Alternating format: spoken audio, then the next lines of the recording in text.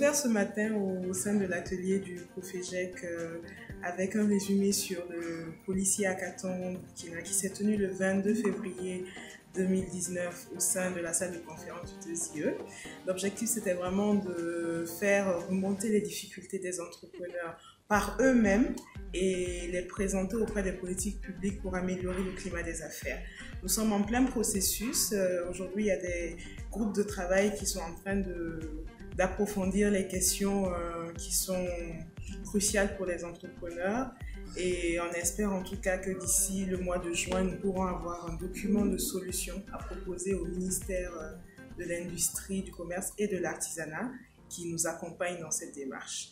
Et ensuite, j'ai fait un point sur la mise en place de l'Union des structures d'accompagnement à l'entrepreneuriat innovant, dont le nom qui a été choisi est 226 Hub. Notre objectif principal est vraiment de favoriser l'écosystème entrepreneurial au Burkina Faso. Ce matin, j'ai fait une présentation qui porte sur la propriété intellectuelle et la compétitivité des PME. L'objet de cette communication, c'est vraiment donner les outils nécessaires aux promoteurs d'entreprise pour mener à bien une stratégie de propriété intellectuelle dans le but de sécuriser en fait leurs investissements, que ce soit la jeune entreprise ou celles qui sont déjà en activité. ADA, ONG basée au Luxembourg, qui a 25 ans d'existence maintenant, organise en octobre la Semaine africaine de la microfinance du 21 au 25, avec plusieurs événements, des conférences, un village des innovateurs, un salon des investisseurs et donc une opportunité aussi pour les incubateurs de se rencontrer, de réseauter et de rencontrer des nouveaux partenaires, les IMF et les investisseurs. YesFund, c'est un fonds qui est en cours de création et qui répondra aux besoins des jeunes entrepreneurs entre 18 et 35 ans pour trouver des financements. Et donc le YesFund fait un appui en parallèle de celui des incubateurs. Il permet à l'entrepreneur de bénéficier d'un fonds de crédit qui sera remboursable avec un système qui sera lié à son niveau d'activité et à des taux préférentiels, voilà, des crédits qu'il aurait difficilement auprès des banques commerciales de la place. Nous participons à cet atelier organisé par le PNUD et le Grand Tunnel du Luxembourg dans le cadre du Profégec pour en fait démontrer en fait que les PME qui ont besoin d'un accompagnement et que les structures financières, contrairement à ce qu'on pense, sont déjà destinées à accompagner ces PME. Donc nous avons fait une présentation sur la maison de la PME qui a été lancée, initiée par le groupe Société Générale et qui a vocation d'être une structure d'accompagnement des PME. Nous ne voulons pas jouer le rôle d'incubateur, mais nous voulons permettre en fait aux PME de pouvoir avoir toutes les informations, d'avoir accès à toutes les données dont ils auront besoin pour leur activité au niveau de la maison de la PME. Mon intervention était autour de la présentation des synergies existantes entre le programme Paris et Profégec, notamment sur l'appui et l'accompagnement des incubateurs ainsi que des solutions qu'elles portent.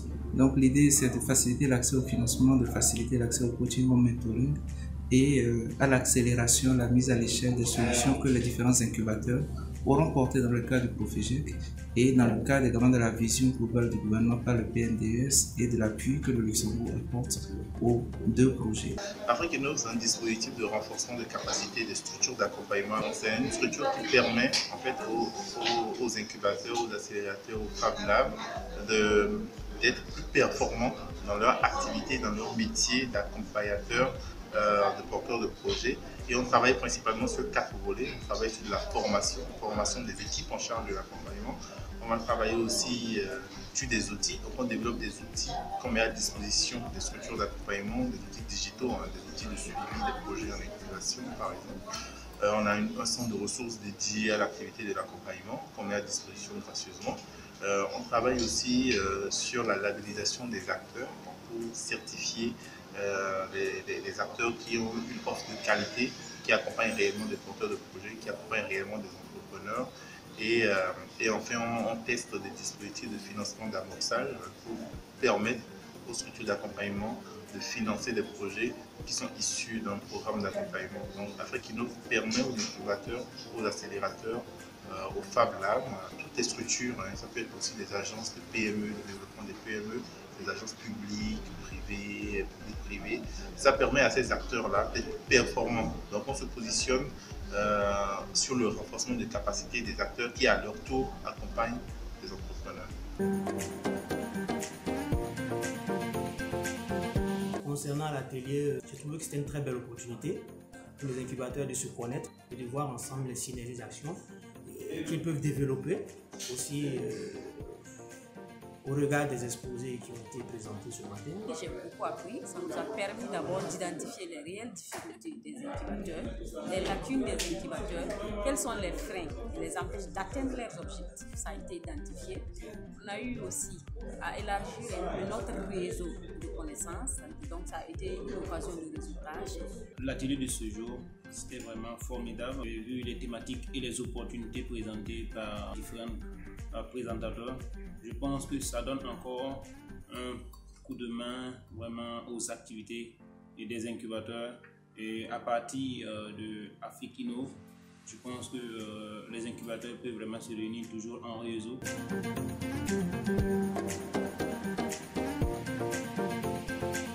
Cet atelier devait nous permettre en une journée de définir ensemble avec les acteurs de l'entrepreneuriat les grands défis, les enjeux et les opportunités liées à l'émergence des incubateurs. Les incubateurs étant des structures d'accompagnement des porteurs de projets d'entreprise. Nous avons parcouru ensemble un certain nombre de thématiques, dont l'inclusion financière, la labellisation des structures d'accompagnement, tout ce qui a comme possibilité de financement des porteurs de projets.